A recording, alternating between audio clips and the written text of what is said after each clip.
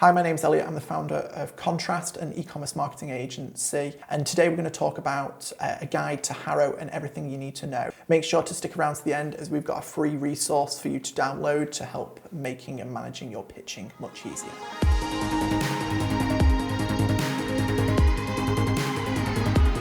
So what we're going to look into today is just the pros and cons of using the service HARO, how to get started, and then what we're going to look at is actually how to pitch the journalists, then also how to keep on top and manage the requests that you do submit, and then just some quick tips. So HARO stands for Help a Reporter Out, and it's basically a large database of 75,000 journalists that are looking for expert opinions and connecting them to get these. Essentially, what this does, these are people from publications like the Washington Post, Forbes, etc., all the way down to more niche publications, all looking to get and be connected together to get these expert opinions.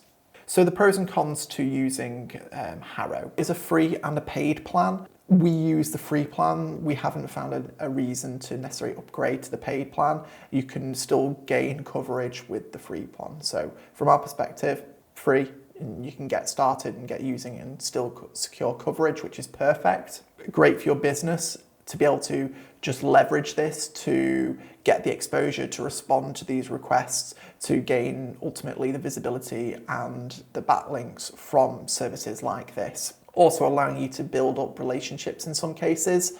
If it's a slightly small niche publication, that you start to recognize the same journalists over and over again, that eventually they might just reach out to you directly once they start to build up this relationship with them. Obviously, the effects of what most people are using HARO is to ultimately get those links back to their site, which ultimately helps you build the authority and the number of referring domains to your website. It is quite time consuming each day to sift through all these different requests because there are hundreds of them to find the ones that are right for you, to then individually pitch these ones that have the relevancy. When starting out, you might be just a 1 to 20 success rate, and when you get better, you'd be pushing under like 1 to 10, I would say, something around there. That's probably a nice average thing. So again, if it takes you 20, 30 minutes to respond to one individual pitch, you can soon see how the hours build up as using this as a link building tactic. Sometimes with these requests that are put out, they've got tight deadlines again, so do please check them and prioritize them based on which ones you need to respond to first. Again, it is worth mentioning that HARO is a US service, so that when they send out the 3 emails, it is at US time. So again, you'll have to pick them up, for argument's sake, the evening one in the US in the morning for the UK. It's a small inconvenience, but it doesn't have a massive implication. The only other thing as well is that you don't always get communication around the coverage, or people going to say that they're going to use you and cite you, or they're going to say that you're going to use you and cite you as a source.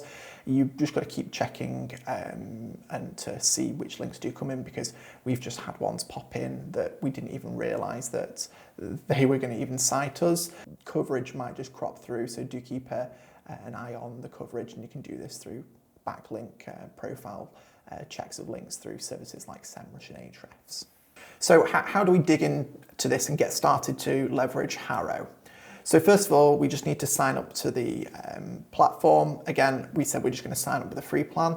So just head over to Decision and just Google HARO, and you can click I'm a source, which we would be rather than being the journalist. And then again, we're just going to sign up for the basic free level entry plan. Fill in the basic information around first name, last name, email, phone number, country, and then the company, and then just add in your information for your passwords. It's quite basic. You could specifically niche down and select the categories that you want to only get the source requests for.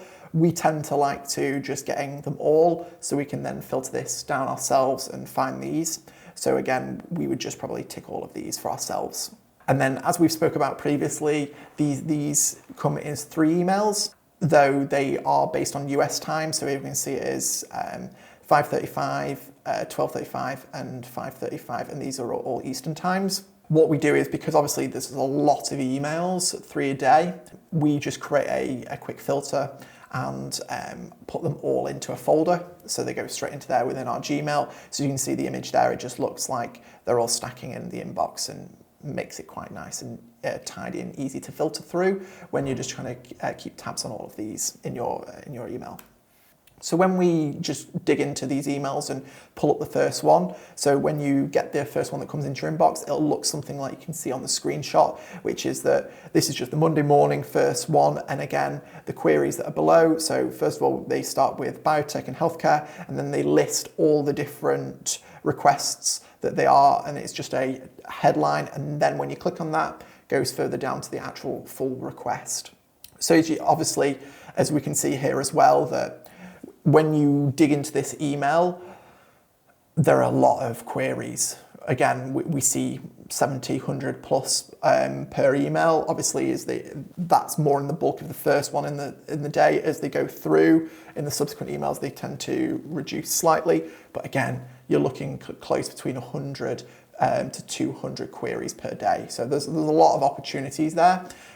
So if you're a real niche company or a sector or industry, these opportunities might not come around as often, but they will be there. Obviously, it is quite tough when you don't know what you're doing to pitch for HARO. So we're just going to dive into an example of how to kind of follow along to increase your chances of success. So as we've mentioned, we'll use this as the example here. So what we can see is the email to respond to and the actual deadline. So we know that the deadline hasn't passed, so we can make this submission. It is also worth mentioning, you're not the only one getting these emails. Thousands of other people are. So do bear in mind that they're going to be getting tens, if not hundreds, of pitches for each one of these requests that they have for an expert opinion. So we do need to try and make ours stand out. Don't make it a pitch for your company or service, because they'll just get cast off and put to one side. Well, let's dive into an example of actually how to do this. Let's use this as the example. We've just seen here, small businesses incentivizing employees to get vaccinated. So we can see the name of the journalist, we can see the email we need to reply to, and we can see the deadline. These are the three main factors that we need to dig into: the email, deadline, and then any specific requirements that they've got. So with that, we can then copy the email, put that into our email. We know that the deadline hasn't passed, so we can still send it. And then again, you want to spend a little bit more time around looking at the query and the requirements, because if you get this wrong, you're only wasting your time, because the journalist definitely won't use your opinion. So again, just keeping it nice and concise, looking for specific quotes that are copy and pastable. And then again, if you need to add any extra information, you can link that for them. The tips for pitching. We want to keep it quite short and concise, not promotional for your company or services. When we're keeping it short and concise, it wants to be like 2 to 3 sentences per paragraph max. And then again, we want to add a little bit of information around why that they should care about your expert opinion. So just one small sentence to say, X person has this experience, this is why their opinion is credible, just so that they ultimately know, if they were to use your actual reply, that it is credible and it has weight to it. As we've mentioned, journalists are getting hundreds of these pitches, so we do need to make their life really easy and that they've not got much work to do. So do make your email really skimmable, because again, if it's massive blocks of text, they'll just discard it and reduces your chances anyway. So like we say, keep it to 2 to 3 sentences per paragraph and make it really skimmable and copy and pastable of your answer, then following up with the credibility. So here we can see an example of one of the queries that we've responded to, just a very quick intro, and then we've highlighted the actual responses to the query in bold. And then again, we've also backed it up with the credibility of who the person is and why they should care. As we can see here, this pitch that we sent out was then featured in Uscreen, and this is a domain rating of 80, so a really strong referring domain for us to have pointing back to our site. And again, obviously they've copied and pasted the expert opinion, as well as citing the individual with the link and their job title in there. It's very basic, but there are a lot of things you can do to stack the odds in your favor, and that's all this is about when doing HARO. So definitely follow those tips.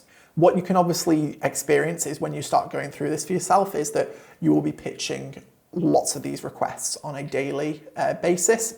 So you want to keep a bit of a log. So we're going to dig in actually how to manage these requests now. So all we do is we just keep a spreadsheet with all of this information logged in. We'll link this spreadsheet below so you can download your own copy of this. Whether we are successful, any notes, when we actually pitched them, and again, were we featured in the link. So again, we can get an idea of how successful we are and who pitched them if you're running this with a larger team. So it's definitely a great way to just run this as a basic spreadsheet. And also if you're running a larger team and you've got multiple people pitching, that they aren't all pitching for the same queries, just will look bad if you're sending the same pitch to the same journalist from multiple members of your team. This way, one member can pitch this query and another member can pitch another. So it's a great way to keep track with a wider team as well.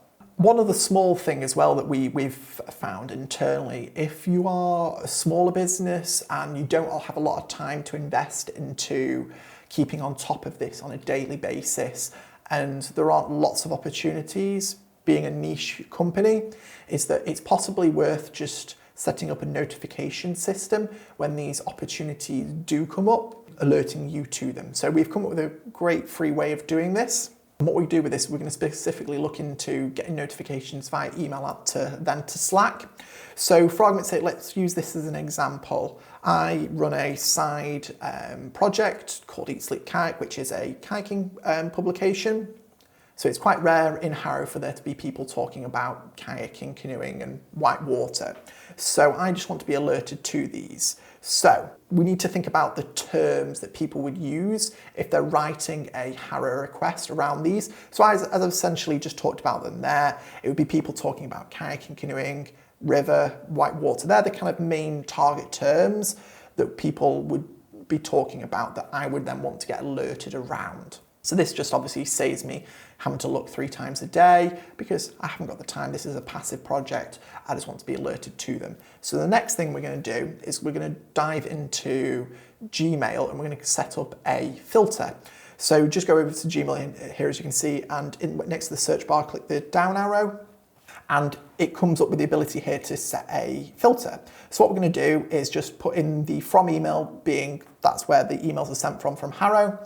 And then in the include words, we're just going to use a search operator, copy and paste in our target terms that we want to be alerted back around, and just to concatenate them together using Boolean or search. So it's just from, so you can see here, kayaking or canoeing or river or whitewater or SUP or rafting. They're the target terms we're going to get alerted around.